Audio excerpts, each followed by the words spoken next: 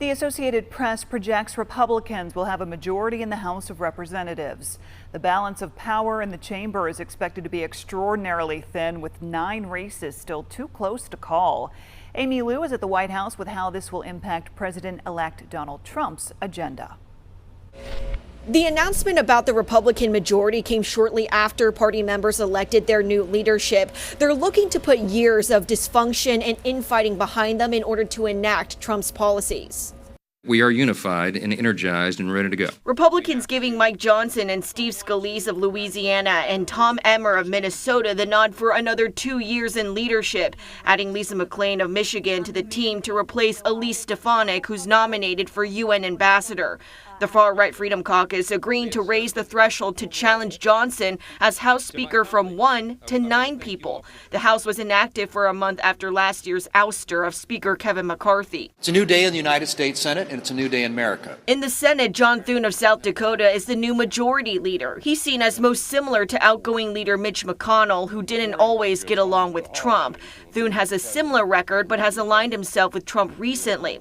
Also leading the conference, John Barrasso of Wyoming, Tom Cotton of Arkansas, Shelley Moore Capito of West Virginia, and Tim Scott of South Carolina.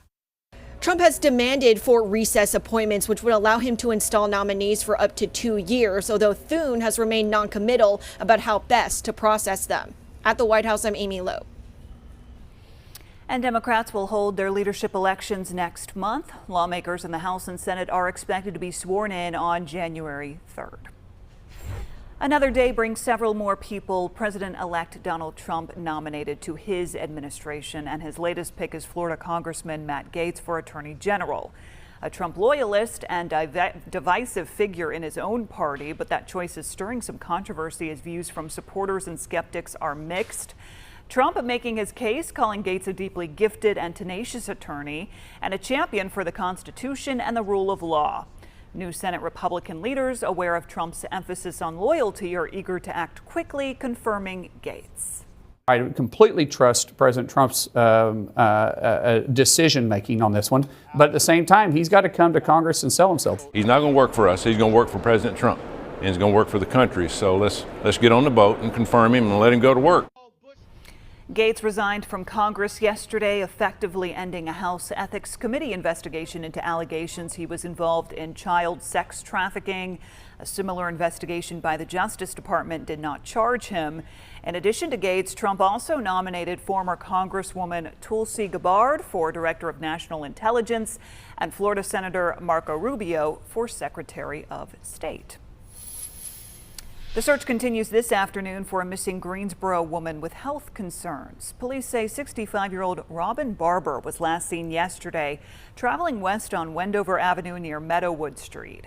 Officers tell us she has a cognitive impairment. She is 5'8" and weighs 180 pounds. We're told she was last seen wearing an orange shirt, jeans, and white shoes.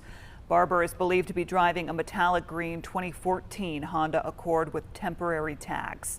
She may also have a German Shepherd with her. Today, a Waffle House in Greensboro, where a juvenile was shot and killed, is back open for business.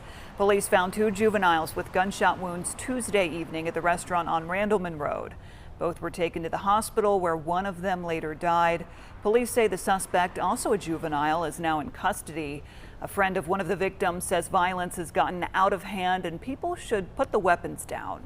It's a priority to come back home, so putting guns down, putting violence down, knives, and it's just guns. People could get stabbed. And detectives are still working to figure out what led up to that shooting. A Randolph County man is behind bars accused of sex crimes with children. The sheriff's office took 31-year-old Aaron Michael Coltrane into custody. He is facing multiple charges, including felony statutory rape and first-degree statutory sex offense with a child. Investigators began looking into his actions back in March after getting a tip. Coltrane remains in the Randolph County Jail without bond. Traffic investigators in Winston-Salem are trying to figure out what led to a crash that sent 4 people to the hospital. It happened last night at the intersection of Stratford and Virginia roads. Police tell us 2 cars were involved and that one of the cars hit a utility pole, taking down power lines. 3 people from one car were taken to the hospital, and the driver in the other car was treated on the scene. No word on the extent of their injuries.